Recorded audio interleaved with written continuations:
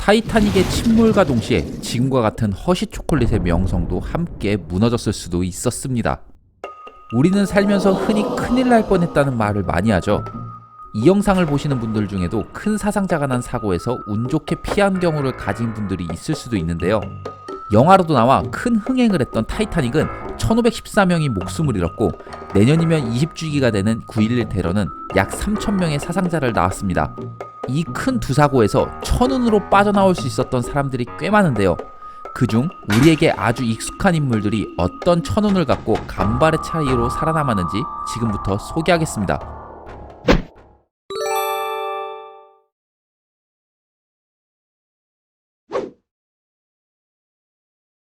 M&M즈와 함께 미국을 대표하는 양대 초콜릿 회사 허쉬. 자신이 태어나고 자란 펜실베니아의 허쉬타운을 만들며 승승장구하고 있던 허쉬의 창립자 밀턴 허쉬는 그의 아내와 함께 1911년 겨울 유럽으로 여행을 갔습니다. 평소 신문물에 관심이 많았던 그는 영국의 화이트 스타라인에서 소유한 당대 최대 크기를 자랑하는 타이타닉의 천여 출항에 승선해 미국 뉴욕으로 돌아오고 싶어 $300 선수금을 내고 1등석 객실을 예약했죠. 그런데 미국 본사에서 새로운 비즈니스 계약이 있어 보다 일찍 와줄 것을 요청해 밀턴 허쉬는 독일 선사 함부르크 아메리칸 라인에서 운영하는 아메리카호를 타고 미국에 무사히 도착했습니다.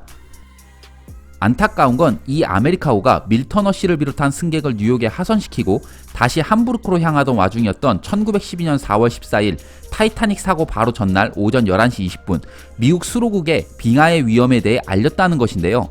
그 위치는 바로 타이타닉이 사고난 지점에서 22.5km밖에 떨어지지 않았다는 것이죠.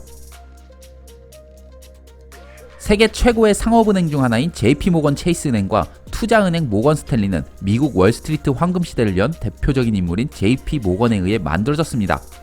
그 또한 타이타닉에 탑승하여 약 1년 정도 먼저 세상을 떠날 뻔했는데요.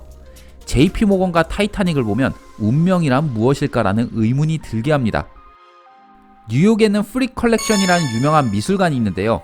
20세기 초 손꼽히는 부자였던 헨리 클레이 프릭의 맨션에 주로 그가 보유했던 예술작품을 전시해놓은 명소입니다. 이곳도 타이타닉과 연관이 있다고도 볼 수 있는 것이 당시 헨리 클레이 프릭은 자신의 부인과 유럽에서 겨울을 보내고 있었는데 타이타닉 침몰 2달 전인 1912년 2월 타이타닉호 승선 예약을 했죠. 그런데 크리스티아노 호날두의 고향인 포르투갈에서 마데이라에서 그의 아내와 휴양을 보내고 있었는데 하필 그곳에서 그의 아내가 발목을 삐어 고생을 하고 있었죠. 그곳을 떠나 이탈리아로 장소를 옮겼는데 그녀는 바로 병원에 입원을 했습니다.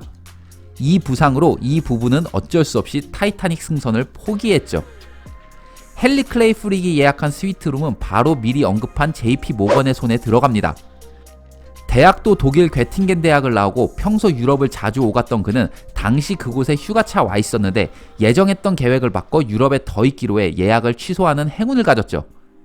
이 비싼 스위트룸은 다시 또 다른 금융재벌 제이 호레이스 하딩 부부에게 넘겨집니다. 역시 될 놈은 되는 것일까요? 두 부부는 당초 계획보다 일찍 미국에 돌아오기로 결정하고 타이타닉호 승선 취소를 그리고 모리타니호 승선 티켓을 끊고 무사히 미국으로 컴백했습니다. 그럼 이 티켓은 누구에게 갔나? 바로 영화 타이타닉에도 나오는 실제 인물이자 이 배를 운영하는 선사인 화이트 스타라인의 회장 브루스 이스마이에게 갔습니다. 영화 속에서는 신기록을 세우기 위해 빙하의 위험도 무시하고 사고 난 후에는 먼저 구명보트에 탑승하는 모습으로 나왔지만 실제로는 어린이와 여성, 노약자가 구명보트에 오른 것을 확인하고 남아있는 자리에 본인도 탑승했다고 합니다.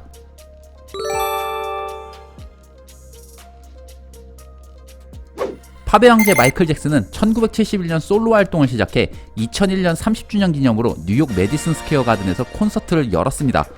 그 날짜는 바로 9월 7일과 9월 10일이었죠. 성황리의 행사를 무사히 마친 마이클 잭슨은 다음 날인 9월 11일 그의 매니저와 함께 세계무역센터에서 콘서트에 이용했던 $200만 시계를 반납하기 위한 미팅이 오전에 잡혀 있었는데 콘서트로 인한 피로 때문에 늦잠을 자며 그 미팅은 취소됐습니다. 결국 이 피로감과 늦잠이 그를 살렸던 것이죠. 2004년 아테네 올림픽에서 마이클 펠프스가 혜성처럼 나타나기 바로 전 2000년 시드니 올림픽에서 인간 어뢰라 불리며 금메달 3개와 은메달 2개를 획득한 호주의 수영선수 이언 소프. 9.11 테러 당일 뉴욕에 있던 그는 그날 아침 친구와 함께 월드 트레이드 센터에 올라가 전망대에서 사진을 찍으려고 했습니다. 그런데 가는 도중 카메라를 깜빡 잊고 놓고 와 바로 호텔방으로 가 카메라를 들고 커피를 마시며 다시 돌아가던 도중 눈앞에서 비행기가 빌딩에 충돌하는 것을 목격했습니다.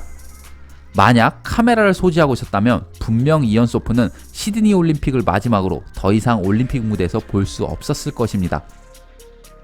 트랜스포머 4에서 주인공을 맡고 여러 영화에서도 비중 있는 배역으로 등장하고 있는 마크 월버그. 그는 원래 9.11 테러가 발생했던 그날 친구와 보스턴에서 LA로 가기 위해 유나이티드 항공 175편에 탑승하려 했으나 계획을 바꿔 캐나다 토론토에서 열리던 토론토 국제영화제에 참석하기로 하며 목숨을 건졌습니다. 그런데 그는 한 인터뷰에서 자신이 만약 그 비행기에 탑승했었다면 테러범과 맞서 싸워 비행기 사고를 막았었을 거라는 실언을 해 큰 파장을 일으킨 후 유가족에게 사과를 하기도 했습니다. 이 밖에도 다수의 유명인들이 두 사건에서 살기도 했으며 반대로 목숨을 잃기도 했는데요. 한 예로 뉴욕, 빌바오, 베네치아, 베를린에 자리를 잡고 있는 세계적인 예술 명소 구겐하임 미술관. 베네치아에 있는 페기 구겐하임 미술관은 벤자민 구겐하임의 딸의 이름에서 명명됐는데 그는 타이타닉호에 탑승하여 세상을 떠났고 시신도 수습하지 못한 채 그의 재산은 딸 페기에게 상속됐습니다. 그의 형과 딸은 미술계에 큰 공헌을 하여 뉴욕에는 벤자민의 형의 이름인 솔로몬 로버트 구겐하임, 베네치아에는 앞서 설명했듯 딸의 이름이 붙여졌죠. 진짜 인생은 아무도 알 수 없는 것이라는 걸 또 한 번 느끼면서 하루하루 의미있게 살도록 노력해야겠습니다. 시청해주셔서 감사합니다.